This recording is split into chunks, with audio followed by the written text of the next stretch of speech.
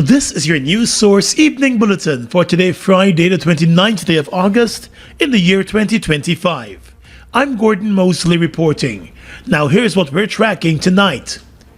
Acting Chief Justice Navindra Singh today dismissed the application by the Forward Guyana movement, which challenged the decision of the Guyana Elections Commission not to include the party in the 3 regions where it did not field candidates. Justice Singh said GECOM's decision was lawful and within the confines of the Constitution, adding that to do otherwise would have been unconstitutional and against the law. He said the factual matrix of the case brought by the Forward Guyana movement member Crystal Fisher clearly shows that the party did not submit lists of candidates to contest the geographical constituencies in regions 7, 8, and 9. The Assembly for Liberty and Prosperity did not submit lists of candidates for 4 regions. Acting Chief Justice Singh said the omission of the parties from the ballot papers for those geographical constituencies was completely lawful. He said while Fisher claimed that her rights protected under the Constitution were violated by the Elections Commission, her attorney Vivian Williams failed to demonstrate where those breaches occurred. Citing Article 13, Justice Singh explained the electoral system as set out by the Constitution and procedurally laid out by the Representation of the People Act, which was premised on increasing the participation of citizens in smaller, distant communities by ensuring they have a local voice in the National Assembly. He said in that regard, Fisher failed to establish how she was excluded from the democratic process, noting that her rights to vote and participate in the democratic process remains protected. He said in any event, a party being lawfully omitted from a ballot paper cannot result in the applicant's rights under Article 13 of the Constitution being violated. The acting Chief Justice said the arguments put forward by the applicant were ludicrous and fallacious.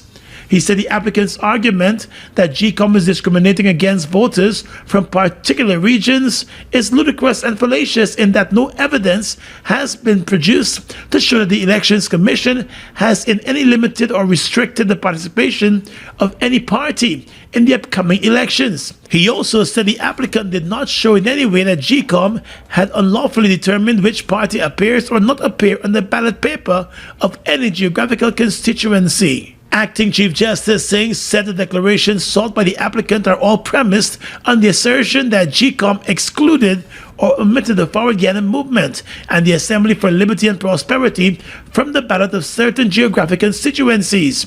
He said such an assertion is false and was advanced by grossly disingenuous arguments from the applicant's attorney.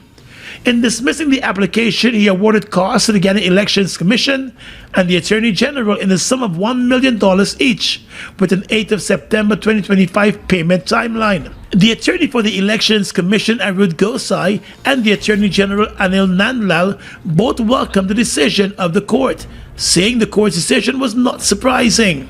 As I said, I don't know of any electoral system in the world that will permit a person who is not contesting that election in that particular constituency to be on the ballot box, on the ballot paper.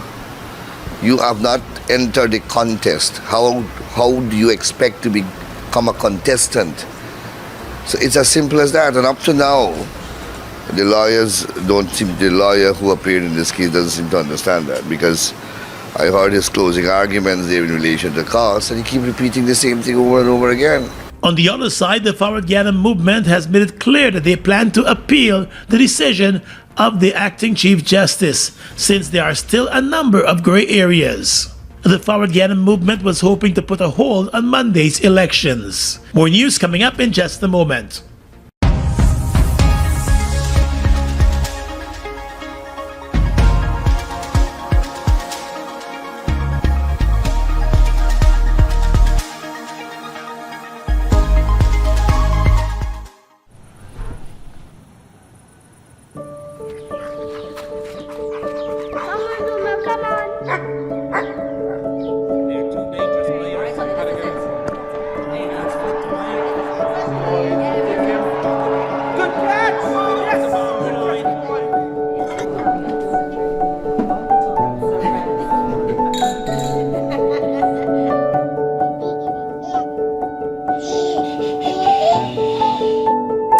our own home is so much more than just four walls, floors, and ceilings. It's a lifetime of great memories and stories. Come talk to us and start your journey home today. Republic Bank, we're the one for you. We voted for the PPPC again. The mission has been renewed, and the hope for a better Guyana lives on with the PPPC. Get ready for the victory at the PPPC Grand Final Rally on Saturday, August 30th at the Lusignan Market Square from 4 p.m. Be part of the Red Tsunami. Bring your flags, raise your voices, show your love for country as together we march into victory and advance the transformational journey of inclusion, hope, and prosperity. Hear from your leaders, President Dr. Mohammed Irfan Ali, General Secretary Dr. Barrett Jagdeo, Prime Minister Brigadier Retired Mark Phillips, alongside national and regional leaders. They will deliver the message of victory, hope, progress, and transformation. The PPPC remains the only truly multi-ethnic political party with a proven track record of achievement. Free university education, thousands of new jobs and business opportunities, affordable housing for families, improved healthcare and education, expanded agriculture and food security, world-class infrastructure. A brighter tomorrow for our youth. Up with the PPPC Grand Final Rally, Saturday, August 30th at the Lusignan Market Square from 4 p.m. Together, let's make history on September 1st at the general and regional elections. Vote PPPC, stronger together for a better Guyana.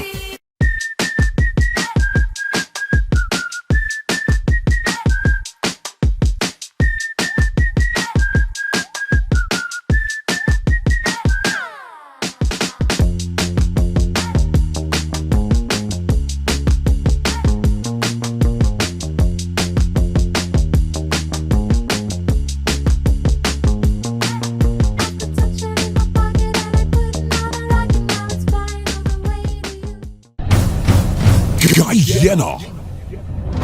Let's make history together. The time has come to put you, the people, first. One opportunity, no do-overs, no second chances. This is it. The final rally, the final APNU rally before you vote. We stand together to build a Guyana where everyone matters. On Saturday, August 30th, 4 p.m., Square of the Revolution. This is a new beginning for you, where jobs and opportunities are created for all. Families can live in dignity and security. Corruption is rooted out and accountability restored with the next Vice President from Esikrebo, Ganesh Mahipal. The first female and indigenous Prime Minister from Bartica, Jurita Fernandez. The first president from the mining town of Linden, Aubrey C. Norton. Guyana, one opportunity, no do-overs, no second chances. This is it. The final rally, the final APNU rally before you vote. Saturday, August 30th, 4 p.m. Square of the Revolution. Come, join us as we celebrate this journey together. These elections, putting you first. Your time is now. Vote APNU, putting people first. Dreaming of studying in the United States? Education USA is here to help you find your perfect fit. With nearly 4,000 higher education institutions in the US, there is something for everyone. At Education USA, the goal is to provide you with accurate, unbiased, and comprehensive information about higher educational opportunities in the United States. Our Education USA advisor is ready to guide you towards your academic journey. Join the growing community of Guyanese students achieving their dreams with Education USA. We welcome students from all backgrounds and cultures. Start your journey today.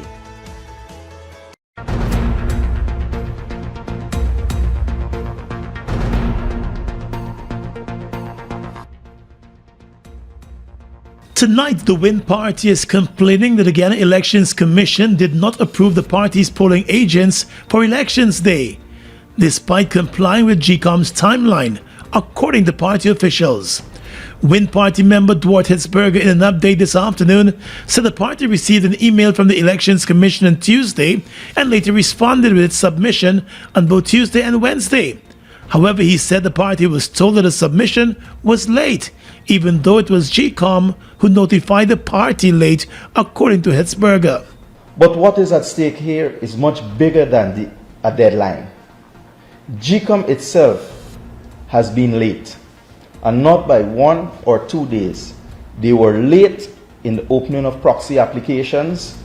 They were late in the gazetting of the polling stations, which by law was due 20 days before elections. In some cases, they were late in the notices of poll. So how can GECOM demand perfection from political parties while they themselves repeatedly miss their own statutory and constitutional deadlines? The Win Party said to deny the party from having a presence in polling stations is to deny it to oversee the critical voting process and the potential issues that could arise. Win Party member Natasha Singh said if the party agents cannot oversee the voting and counting process, the party could be a victim of fraud and will reject the results of the elections. If GECOM bars out polling agents, they are creating a dangerous gap, one wide enough for dishonesty and fraud to creep in. And if that happens, we cannot and will not accept the results of an election process that is hidden from scrutiny. This is not just about the Win Party. This is about the Guyanese people. Every voter, whether you support Win, another party, or no party at all, has the right to an election process that is credible, reliable, transparent, and accountable. Tonight, the party is calling on the international observers to pay attention to what is happening at the Elections Commission. The party said the credibility of Monday's elections is now under serious question. Win member Tabitha Sarbo Halley said the matter at hand is bigger than deadlines and represents a frightening pattern coming out of GECOM. We call on GECOM to not become complicit in vote rigging. Do not undermine the very principles you were sworn to uphold. And we call on every Guyanese citizen, stand with Win, stand with democracy, and stand for your right to a clean, fair, and transparent vote. The party vows to up the pressure on the Elections Commission before Monday's elections and said it is worried that GECOM is colluding with the governing party to thwart the will of the people. Well, just over 13,000 first-time voters are listed to vote in Monday's general and regional elections, according to statistics provided by the Public Relations Officer of the Guyana Elections Commission, Yolanda Ward. The number includes registrants who have attained the age of 18 and persons who have registered for the first time with the Elections Commission and have therefore been included in the National Register of Registrant database, from which the list of electors is extracted. According to the stats provided, there are 732 first-time voters in Region 1, 872 first-time voters in Region 2, 1,964 in Region 3, and 5,050 in Region 4. Over in Region 5, there are 831 first-time voters listed, while 1,626 first-time voters have been registered in Region 6. 507 first-time voters are listed in Region 7, 266 in Region 8, 700 in Region 9, and 731 in Region 10. A total of 13,269 first-time voters. The official list of electors has more than 750,000 persons listed to vote. On the issue of the removal of names of deceased persons from the list, Ward, during her appearance on Sources, which will air this Sunday, said the Election Secretariat has consistently removed the names of dead persons from the list. However, she said the Commission is confronted by some issues. Now, there are many issues. For example, somebody may not have been, the death has not been registered, so GRO may not be able to send that to us.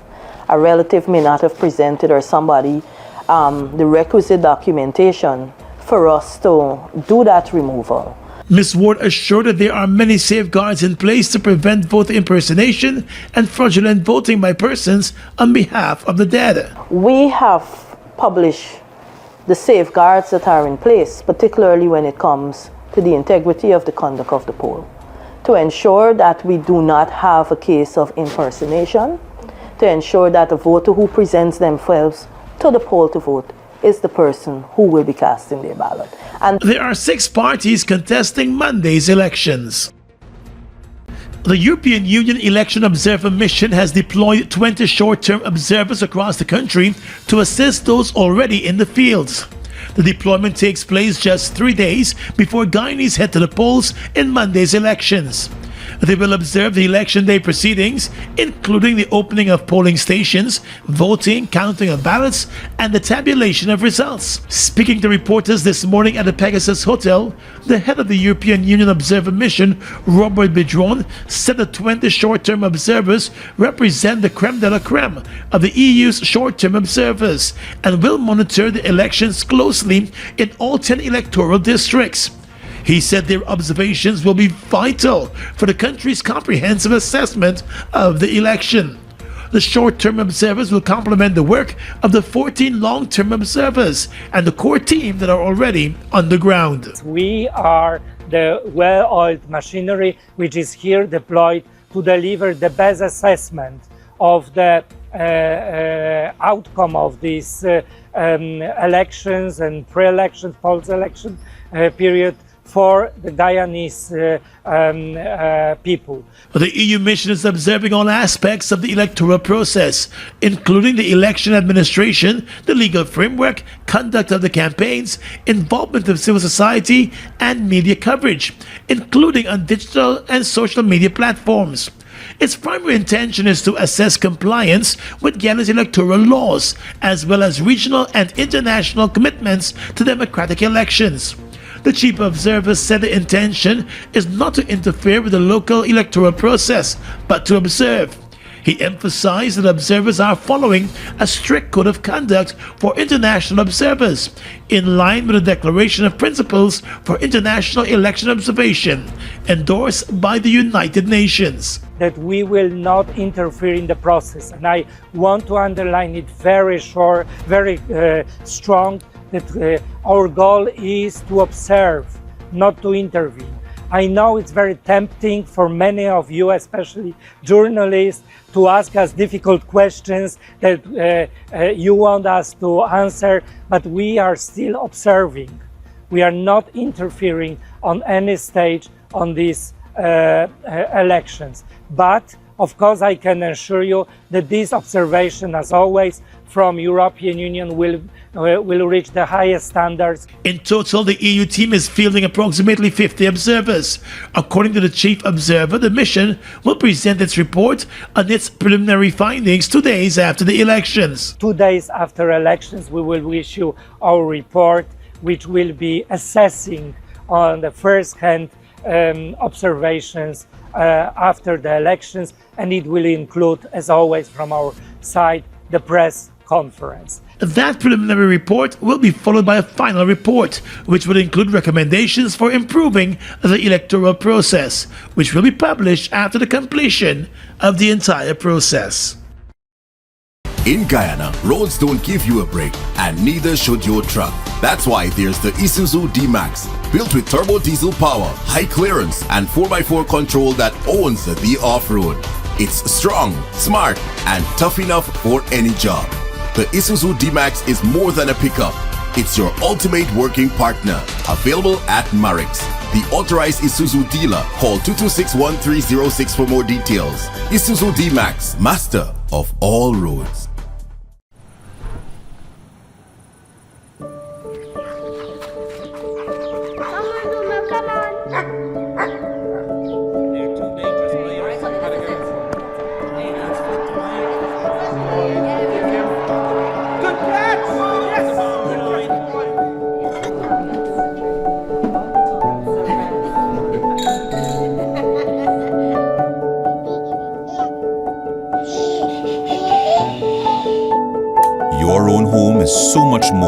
just four walls, floors, and ceilings. It's a lifetime of great memories and stories. Come talk to us and start your journey home today. Republic Bank, we're the one for you. I got a real problem, buddy. I want to vote on election day, but I got to work a 12-hour shift every day from Monday to Friday. From 6 in the morning to 6 in the afternoon, boy. I got the same problem. I registered to vote in Kitty where I live in, and I walk in till up in Linden. And I only get Sunday for go home, and then back again Monday for work. You know, truly speaking, the hours you work in and the place where you work should not prevent you from voting. Really? How come? Listen, the law makes it absolutely clear that employers should give time off to their employees so as to vote. All you have to do is inform your employer that you need time off to exercise your constitutional right to vote. For real? That's exactly what I can do. Hey, me too, buddy. Yeah. I didn't do that so bad. For more information, contact the GECOM on 225-027729 or visit www.gecom.org.gy. Washy. Hi people. Washing made so easy since I found Washy.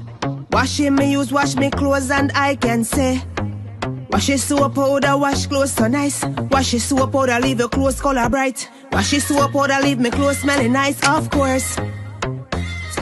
So give thanks for wash your soap powder for doing my laundry right. Keep my clothes color bright, have my clothes smelling nice for sure. I could not ask for more. Comes in lemon and original. It is a washing machine in a pack. Wash your soap powder, wash clothes so nice. Wash your soap powder, leave your clothes color bright. Wash your soap powder, have my clothes smelling nice, of course. Distributors located in the Stabrook Market. Contrary to popular belief, voting is easy as 1, 2, 3. On the ballot paper, provision is made for you to vote twice. Once on the top section where you vote for the general election, and once at the bottom section where you vote for the regional election. All you need to do is look for the name and symbol of the party of your choice in the top section for the general election, and mark your X in the empty box next to the party's symbol. Then, look for the name and symbol of the party of your choice in the bottom section for the regional election, and mark your X in the empty box next to the party's symbol.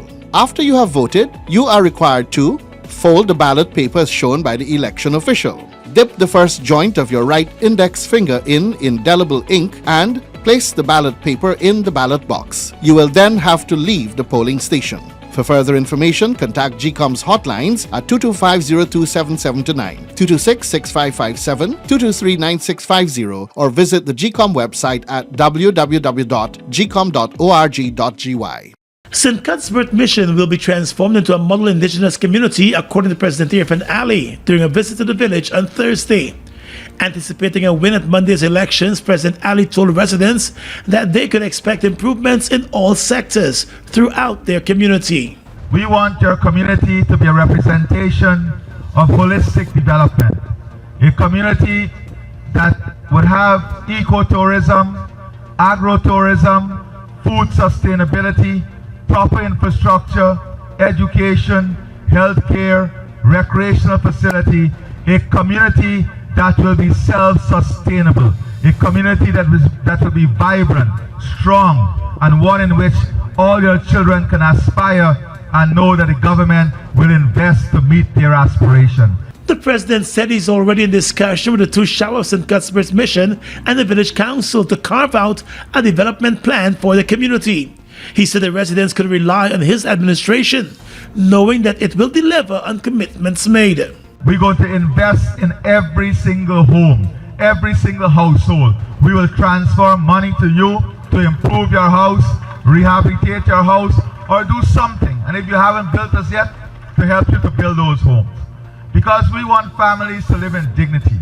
We want families to live in honor. In the water sector, President Ali said his government will build on the foundation laid and will further expand the water network to meet the demands of the growing population.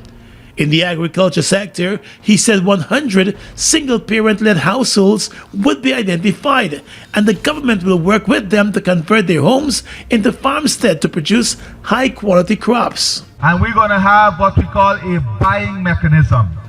We will have a coordinated buying mechanism where the Guyana Marketing Corporation will come here when you're harvesting and buy your product right in the village, so you don't have that transportation cost to take your product to the market.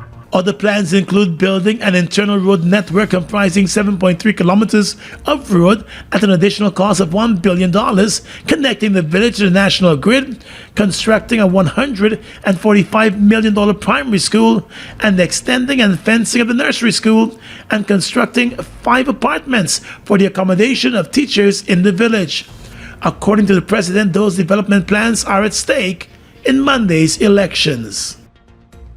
On the campaign trail tonight, political parties are winding down their campaigning ahead of Monday's elections.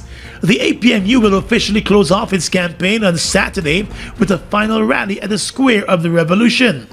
But last evening, party officials were in the gold mining town of Mahdia in Region 8, where APNU presidential candidate Aubrey Norton spoke about getting more small contractors from the region to benefit from the country's resources. Mr. Norton said a government under his watch will ensure a fairer share of government contracts, with small contractors being awarded at least 25% of the contracts. He said the current government has been handing out contracts to friends, families, and favorites, while other more experienced persons are being ignored. Norton said such a practice would not continue under an APNU government. Contracts have to stop being just for family, friends, and favorites. Contracts under the APNU coalition will go to the people that are most competent and capable, and we intend to train you to become competent contractors and benefit from the resources of Guyana. He also said contractors should not have to leave the coast to execute works in the hinterland, adding that government's failure to train contractors around the country has deprived persons living in the hinterland from benefiting from a government contract. We're saying this to you. We want quality roads. We want PPP roads. Now you see me, now you don't. And what will we do? The Constitution provides for 25% of contracts to go to small contractors. We're saying to you, we're going to come to your community, we're going to train contractors, and they will get contracts. According to the APNU leader and presidential candidate, while his party will also embark on an infrastructure program, it will be different from what is being done currently.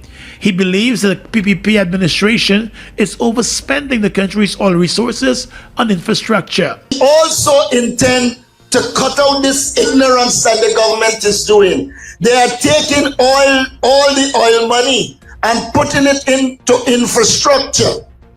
And they are not doing proper infrastructure.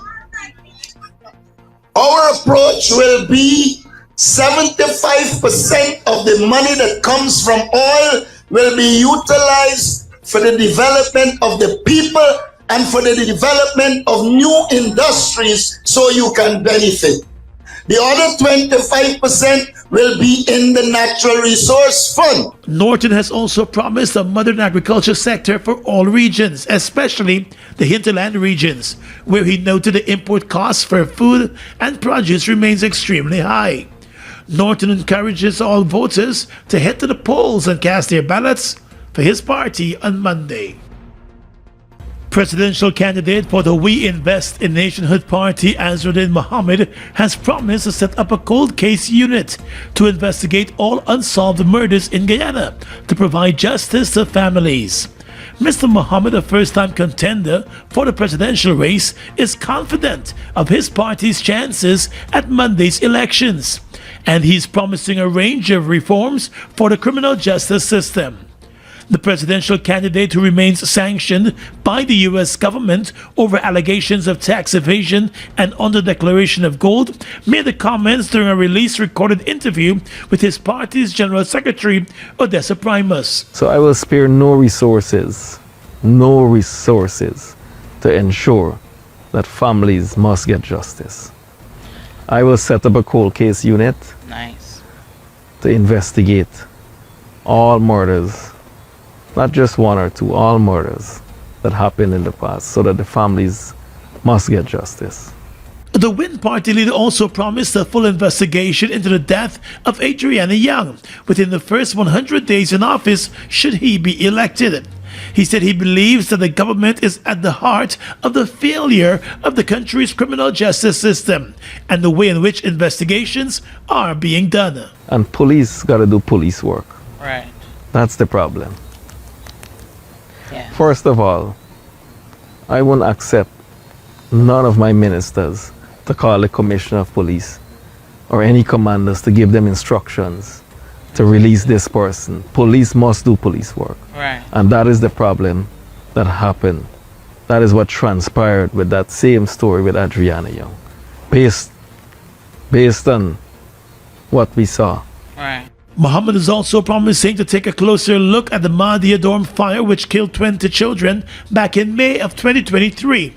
According to him, many parents have been reaching out to him, claiming that no moves are being made to ensure that the families get justice. Instead, he noted families have been offered small amounts of money as compensation. The Guyana Elections Commission is in a gridlock over a request from the governing People's Progressive Party to change the locations of more than 30 polling stations just days before Monday's elections. In an attempt by the government-nominated commissioners to have the request discussed at the level of the Elections Commission on Thursday, saw the opposition-nominated commissioners walking out of the meeting. According to Commissioner Vincent Alexander, the request entails moving several polling stations from public buildings to other buildings, mainly private buildings. According to GECOM, there are 757,690 persons listed to vote in Monday's elections across 2,790 polling stations in the 10 electoral districts. There are 113 polling stations in Region 1, 158 in Region 2, 407 in Region 3, 1,088 in Region 4, 193 in Region 5, 435 in Region 6, 99 in Region 7, 58 in Region 8, 91 in Region 9, and 148 in Region 10. At the recent press conference, the Chief Election Officer Vishnu Prasad said as required by law, the returning officers for the various districts have already posted a list of electors, the list of polling stations, and a notice of poll. According to him, polling stations can only be changed outside the statutory timeline if there is an emergency. At that press conference, he also noted the request from the PPP, explaining that it was not an issue of having more stations, but rather to have the locations changed. They did not ask for more polling stations. Basically, what they have done is to request that the polling stations be relocated to provide for better access for the voters in the specific target area.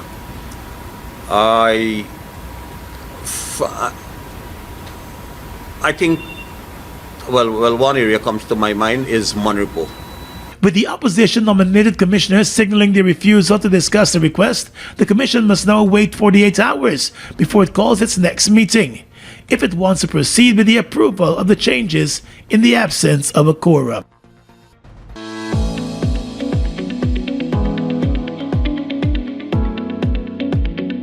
Hey Nick, why you look so sour about it?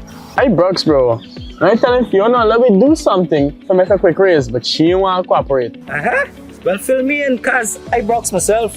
I tell Sheila we sell we vote, but to do that, we have to take a photo of our ballots when we done vote. And you won't get paid for that? So I hear, bro. The man said they know somebody that can pay you when you show them a photo of the ballot paper that you vote for them party. Well, bye. I in that with you, cause I need a raise too. Well, the two of you are going to go ahead without me. Because first of all, GECOM say you have to turn off your phone when you're in the police station. And secondly, if you're found guilty selling your vote, you will have to pay a fine of $6,000 to $5,000 plus 6 months in jail. Right? So you're going to decide who paying the fine and who going to mind your children while you're in jail. Okay? And you, the Jagdish, you could go and explain that to your wife. What? Pay a fine and go to jail too? Nah, I'm not in that. For more information, contact the GECOM on 2250-27729 or visit www.gecom.org.gy. Live the island dream. It's your chance to be one of over 100 winners in the Island Dream promotion. Win your share of more than $1 million in cash and prizes, plus 2 all-inclusive weekend staycations for 2. And that's not all. Score coolers packed with Busta Turbo, Altitude and Viva. Just buy any can or bottle of Turbo, Busta, Altitude or Viva. Find the code starting with BB, then visit at Busta Guyana or Turbo_Caribbean on IG or Facebook for details. Live the island dream, get money. Live the island dream. Guyana. Let's make history together. The time has come to put you, the people, first. One opportunity, no do-overs, no second chances. This is it. The final rally, the final APNU rally before you vote.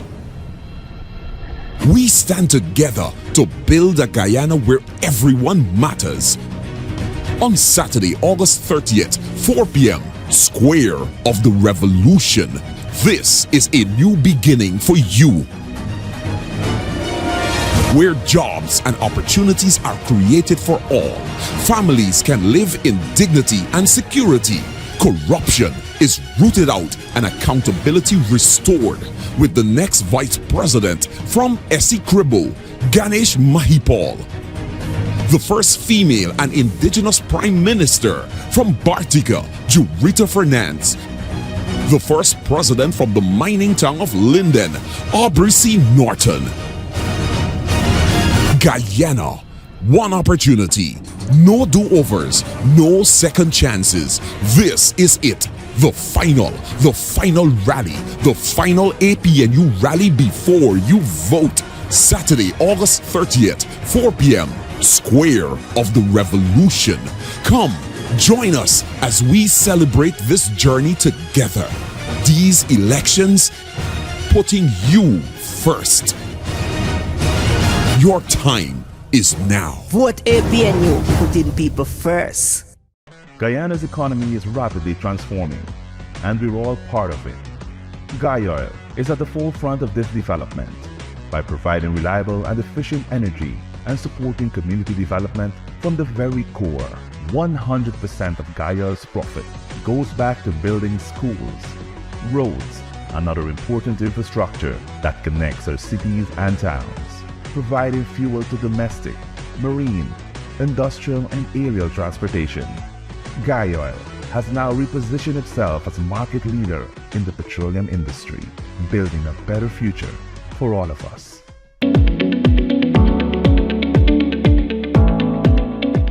What's going on here, man? Why the two of y'all look so gloomy? Uncle Joe, you know thief man been in we house and thief all we valuables, including we ID card.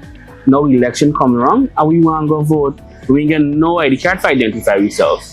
Now we can't go vote. Well, you need to apply to GECOM to have your ID cards replaced. But you need not worry that you won't be able to vote because you don't have your ID cards. GECOM has put other measures in place to accurately identify voters like you who may not have the ID cards. But how they gonna do that? How they gonna know is we name on the list if we don't have ID to prove it? In addition to your ID card, voters can present their valid passports or valid driver's license if they have these. Really? But further, GECOM has placed your photograph alongside your name on a folio which will be at the polling station. And if you go to the polling station without a photo ID, you will be asked to state your name and address. The elections official will look at your face and then compare it with the photo alongside your name on the folio to confirm that they are the same. Then you'll have to answer some questions to verify your identity. If the election official is satisfied that you are the person who you claim to be, you will be allowed to vote after taking an oath of identity. So you get for voting? For more information, contact the GECOM on 225-027729 or visit www.gecom.org.gy.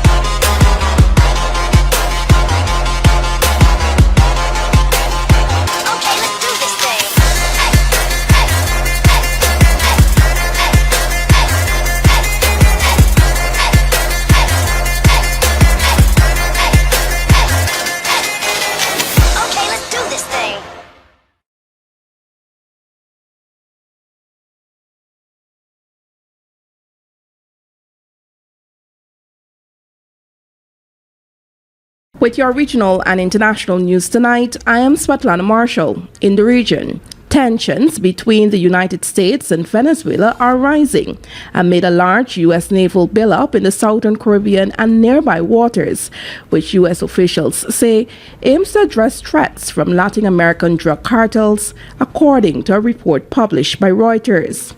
U.S. President Donald Trump has made cracking down on drug cartels a central goal of his administration, part of a wider effort to limit migration and secure the U.S. southern border. While U.S. Coast Guard and Navy ships regularly operate in the southern Caribbean, this buildup is significantly larger than usual deployments in the region. A U.S. official told Reuters on Thursday that 7 U.S. warships, along with 1 nuclear-powered fast attack submarine, were either in the region or were expected to be there in the coming week. Venezuelan President Nicolas Maduro has denounced the moves. The Pentagon has not indicated publicly what exactly the U.S. mission will be, but the Trump administration has said it can now use the military to go after drug cartels and criminal groups and has directed the Pentagon to prepare options.